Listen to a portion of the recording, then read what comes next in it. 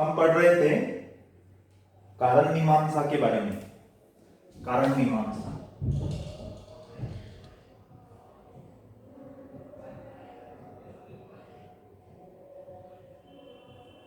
इसका अर्थ ये होता है कि जो रोग हमें होते हैं उसके कारण क्या क्या हो सकते हैं।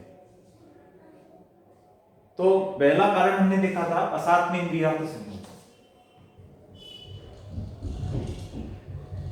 असात्म्य इंद्रियार्थ संयोग, तो ये पहला कारण था। दूसरा कारण था प्रज्ञापराध।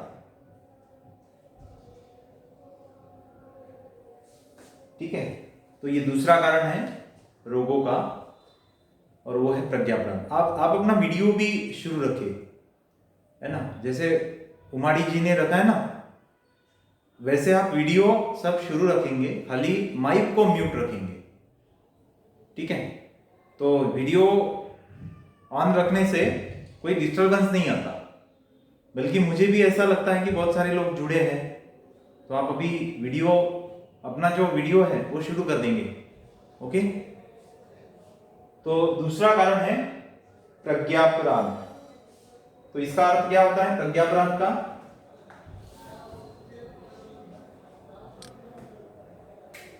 प्रज्ञा इस शब्दों को अगर विग्रह करते हैं हम, और अपराध, तो प्रज्ञा का अर्थ होता है बुद्धि।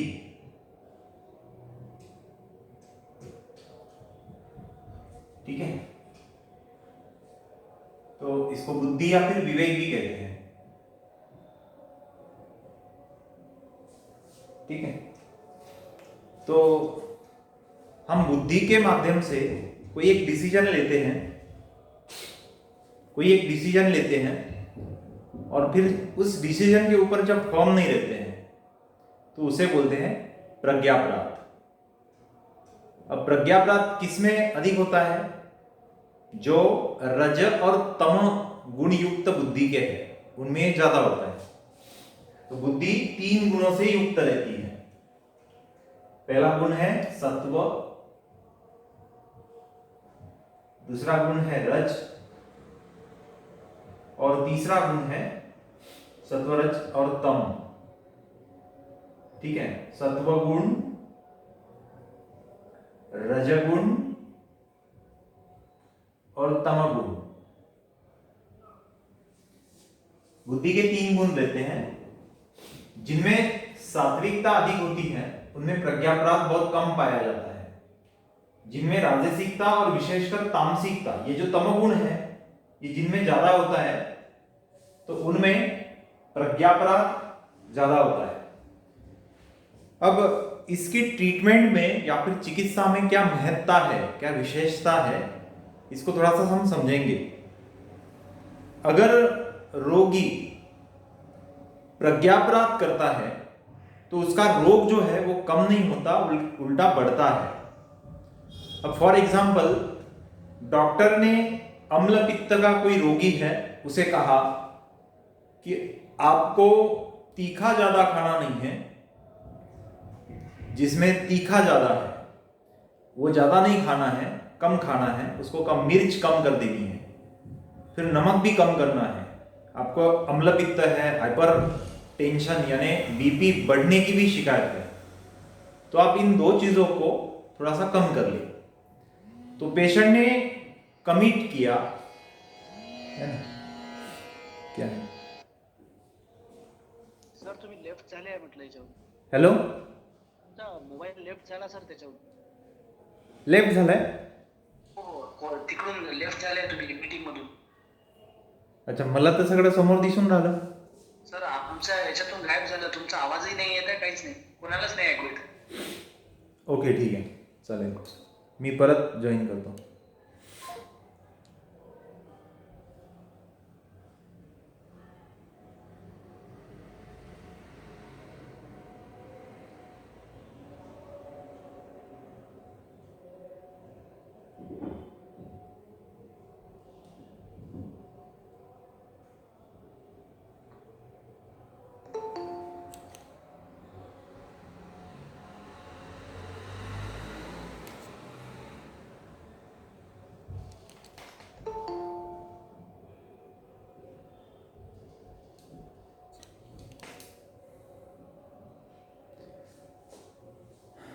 आशीष अभी आ रहा है आवाज? हाँ सर, आ रहा है। अभी आ रहा है। तो ये आपको कुछ भी नहीं समझा? प्रज्ञापराध के बारे में जो मैंने बताया कब तक सुना? हा सर, प्रज्ञाचा अर्थ धीर, विवेक एवढं सांगितलंय, पुढचं सांगायचं राहिलं. अच्छा ठीक है। तो प्रज्ञापराध ये रोग का दूसरा कारण आयुर्वेद ने माना है।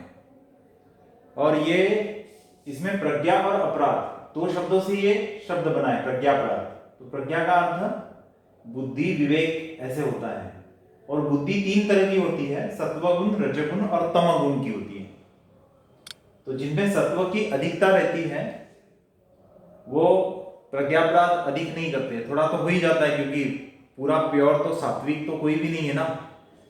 प्रकृति का जब निर्माण होता है तो प्रकृति के निर्माण में इन तीन गुणों का एक अपनी एक विशेषता रहती है। और इतना इन तीन गुणों का एक कर्तव्य भी रहता है ना, रिस्पॉन्सिबिलिटी रहती है। तो कभी भी एक गुण ज्यादा रहेगा लेकिन बाकी गुण बिल्कुल नहीं रहेंगे, ऐसे नहीं रहता है। इसमें रज भी रहेगा, तम भी रहेगा, लेकिन कम रहेंगे। जो व्यक्ति रजोगुणी है उस व्यक्ति में सत्वगुण कम रहेगा, तमगुण अधिक रहेगा, तमगुण भी कम रहेगा। और जो तमगुणी है वो सत्व और रज से कम रहेगा ज्यादातर, है ना। तो जो लोग सत्व गुण से युक्त है वो प्रज्ञापराध कम करेंगे। अब मैं एक एग्जांपल दे रहा था कि प्रज्ञापराध इसका चिकित्सा में यानी ट्रीटमेंट में और निदान में यानी डायग्नोसिस में क्या इंपॉर्टेंस है। अब डायग्नोसिस में तो इतना कोई इंपॉर्टेंस नहीं है, लेकिन ट्रीटमेंट में इसका इंपॉर्टेंस है। मान लो जो अगर कोई एक पेशेंट है, हाइपर एसिडिटी और हाइपरटेंशन यानी अम्ल पित्त और ब्लड प्रेशर बढ़ना, ऐसी शिकायत है पेशेंट को, और डॉक्टर फिर पेशेंट को पथ्य के बारे में बता रहा है। पथ्य यानी जो हितकर आहार है उसे पथ्य कहा जाता है। अपथ्य क्या? जो अहितकर आहार है उसे अपथ्यकर आहार कहा जाता है। तो पथ्य यानी कि जो हितकर है उसे पथ्य कहा जाता है। ये थोड़ा समझ ले, क्योंकि पथ्य और अपथ्य के बारे में लोग बहुत गड़बड़ कर देते हैं।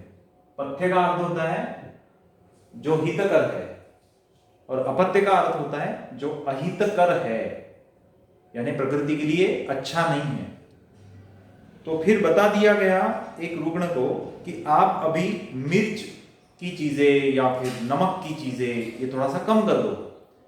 फिर पेशेंट ने कमिट भी किया, यानी डॉक्टर को आश्वस्त किया कि डॉक्टर साहब कोई प्रॉब्लम नहीं, मैं ऐसे करूंगा, ठीक है। फिर जब पेशेंट घर पे गया तो पेशेंट जब घर पे गया तो घर पे कोई चीजें बनी थी, उसमें कोई पानी पूरी थी, है ना, उसमें चिवड़ा था, भेड़ पानी पूरी ऐसा कुछ बना हुआ था। फिर वो तुरंत भूल गया कि मैंने एक डॉक्टर को आश्वस्त किया था कि मैं ये सब चीजें नहीं खाऊंगा। तो फिर वो कुछ समय के लिए भूल जाता है, या फिर कुछ लोग जो है वो भूलते नहीं है, बोलते कि एक ठीक है डॉक्टर ने कहा, मैंने माना, मैंने डॉक्टर को आश्वस्त भी किया, लेकिन एक बार खाने से थोड़ी कुछ होता है। तो फिर वो खा लेता है उस समय, ठीक है। तो इसे ही बोलते हैं प्रज्ञापराध, है ना। ये क्या हो रहा है?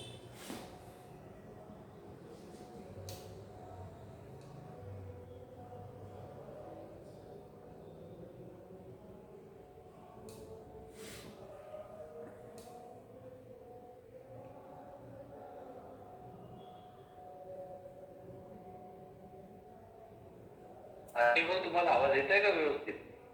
नाही सर, ते सर पुन्हा लेफ्ट साइड वाटते नेटवर्कचा प्रॉब्लेम. पण तसाही आवाज व्यवस्थित येत होता का तो? नाही कटतच येत आहे. काय एक वेळा बोलायचं असतं. हाँ ठीक है, मुझे आशीष आवाज येतो का? हॅलो, आवाज येतोय आशीष? अभी ये क्या हो गया, अभी ये जो लिंक है ना, ये लिंक बहुत पुरानी लिंक है। तो एक काम करता हूं मैं, एक नई लिंक आपको भेजता हूं, तुरंत भेजता हूं आपके ग्रुप में, सभी लोगों के ग्रुप में एक नई लिंक मैं क्रिएट कर रहा हूं। आवाज म्यूट आहे सर. हाँ ठीक है आशीष, आवाज म्यूट आहे सर, म्यूट. Okay sorry. आणि कटत येत आहे सर आवाज. ठीक है, तो मैं ये कह रहा था कि अभी मैं आप सभी को एक नई लिंक भेज रहा हूं, क्योंकि जो लिंक मैंने फॉरवर्ड की है वो बहुत पुरानी लिंक है और वो पुरानी होने के कारण से वो कुछ प्रॉब्लम कर रही है। तो अभी आप सभी के ग्रुप में एक नई लिंक आएंगी, आप देख लेना और आप अभी सभी इससे लेफ्ट हो जाइए। ग्रुप अभी आप मीटिंग को छोड़ दीजिए और मैं अभी नई लिंक क्रिएट कर रहा हूं, एक 5 मिनट में ये काम हो जाएगा। ठीक है, यस सर. ओके।